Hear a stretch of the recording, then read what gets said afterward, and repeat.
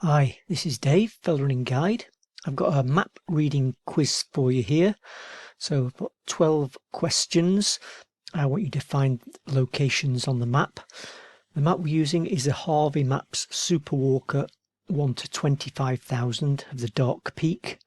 And I've got a licensing agreement with Harvey's to use their maps. Okay, so what's going to happen is I'm going to ask you a question. You need to find that location on the map, so you might need to pause the video whilst you find that and then play again when you're ready for the next question. So question 1 coming up. So an easy question to get us going. So we're going to imagine we're going on a bit of a journey. So we're going to start at the car park at Fairholmes. So find the car park at Fairholmes. Okay, so from there, I want you to take the path northwestwards to a junction with a bridleway, a stream, and an east-west wall. Okay, number 3. From that point, I want you to find the nearest crag that is 375 meters above sea level. Question number 4.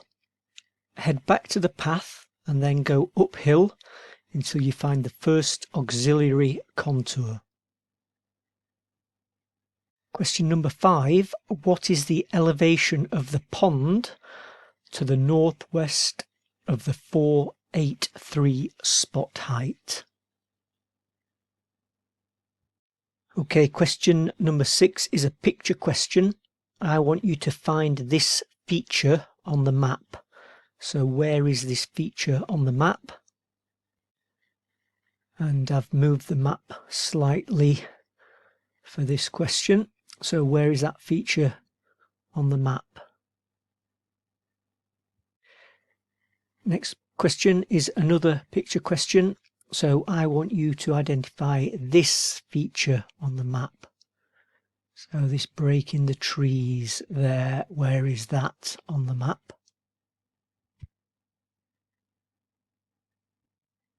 And final picture question, find this feature on the map.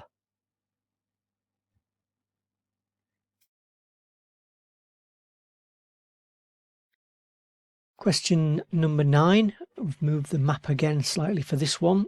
So what is the elevation of the sheepfold by the West End River?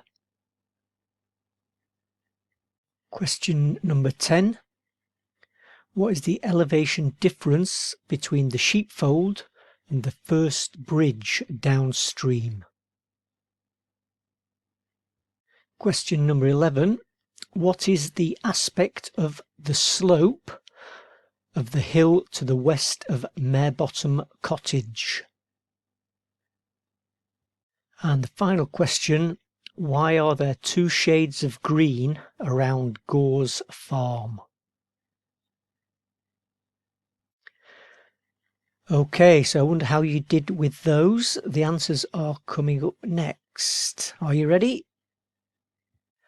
Okay, question number 1 was find the parking at Fairholmes. So that's fairly straightforward, as long as you can find Fairholmes, which is here, and then the P for parking there. So that's our starting point. And then question number 2, I asked you to take the path northwestwards to a junction of a bridleway, stream, and east-west wall. Well, northwestwards is in this direction. Paths on Harvey's maps are these little black dashes. Tracks are the longer black dashes. So if we head northwestwards up here, we can come up here, follow this, and we can end up here. Well, we've got a stream. This red circle with a white centre is a bridleway. So stream and bridleway. The wall or boundary there isn't going east-west though, it's a bit more northwest-southeast.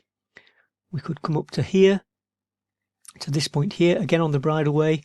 There we've got the stream, and that wall there is running east-west, so that's more like it.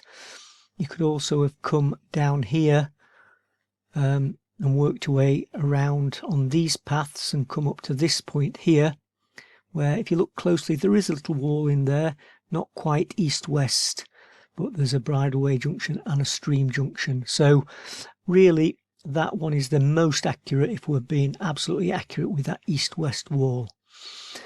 Okay, next question. I wanted you to find the nearest crag that was at 375 meters above sea level. So crags on the Harvey map are these little symbols here, these black lines with little feet coming out. There's the 375 contour there, the bold index contour. We've got a crag on it there, but then a bit closer is this crag here. So that was the one we're looking at, just on that contour. You could argue that that's slightly above it. So we're actually looking for that crag there. Okay, number 4, I asked you to go northwards back to the path, follow it uphill to the first auxiliary contour. Well, where's uphill? We can tell that because we've got 375 contour here, 450 here, 483 here, so northwestwards is uphill. Auxiliary contours are these broken contours here, so it's not a full contour with a contour value. These are 15-meter intervals, but they're put on the map to show significant changes in the land or landforms. So it shows that the ground is actually rising slightly on that point there. So that was our auxiliary contour there. Next question, what is the elevation of the pond to the northwest of the 483 spot height? Well, there's the 483 spot height, there's the pond. These contours are in 15-meter intervals on Harvey's maps. So if the bold one is the 450, the next one has to be 15 meters higher, so that's 465. And then the next one has to be 480. So it's between the 465 and the 480. So you could estimate it's 470, 475, something like that. Okay, next one, pictures.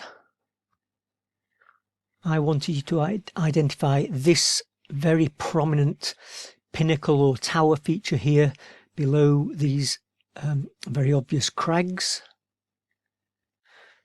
Well, the only place on the map where we've got some very obvious crags are here. Look, that big line of crags there, and then dropping down below it we've got some more craggy features, and the feature I was looking for is this here called the tower. Let me just zoom in a bit. So there, look, those ring contours going around in a circle there below that obvious crag. So that was that photo. The next question, I wanted you to identify this feature here, this break in the forest. Well, first reaction might be to say, oh, here it is, that big line coming down there through the forest. But look where it comes out here. Look at the stream or river below that. It's straight. At this point here, we get these meanders and bends in the river. And there is another break, slightly obscured by the Writing Allport Valley Plantation.